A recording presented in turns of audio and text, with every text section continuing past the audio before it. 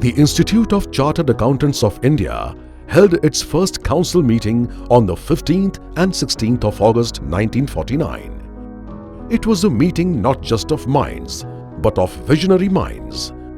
Minds that were mindful of the fact that the decisions they took today, the priorities they set, the direction they steered, the issues and the way they debated them would decide whether we remained an institute or became an institution.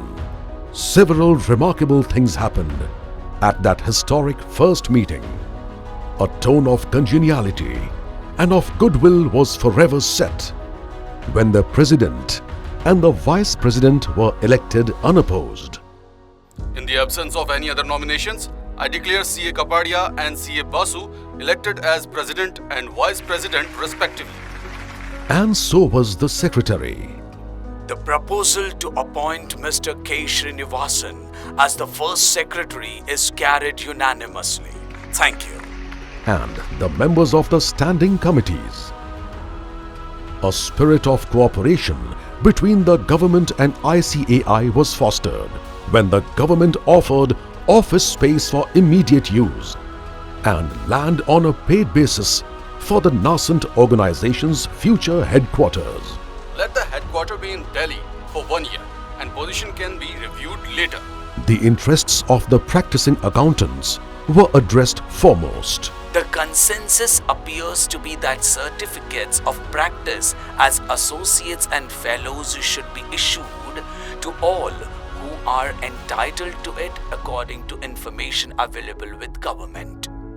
In doubtful cases, the persons concerned should be asked to obtain the approval of the council for taking up other employment within a specified period. A strong pillar for efficiency was erected when the council found the government's recommendation for staffing as too generous and opted to operate with less.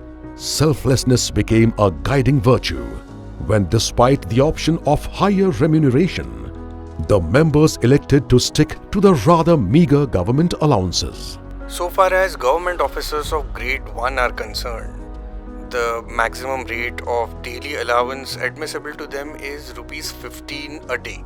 As regards TA, they are entitled to 1 1/4 AFS if they travel by air and 1/2 rail fare if they traveled by train. Let us accept the proposal.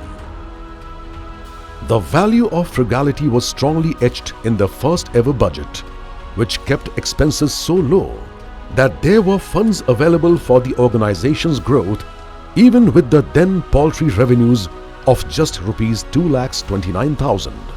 And finally, integrity, trust, responsibility, service and cooperation were made irrevocable values of the institute when the newly elected president made his closing speech with these golden words. I have taken up the duty of the President as I was sure of the cooperation of the members of the Council. The profession has certainly to prove that it deserved the autonomy.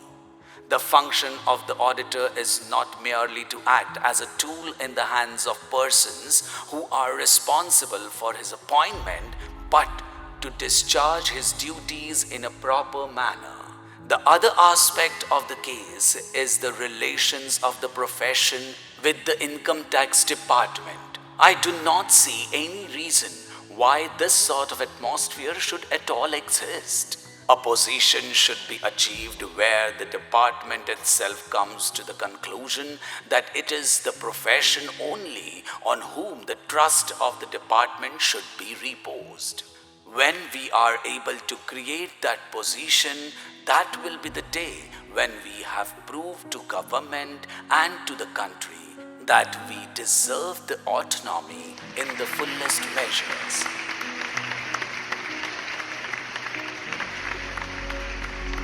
Today, we celebrate 75 years of ensuring an effective financial ecosystem.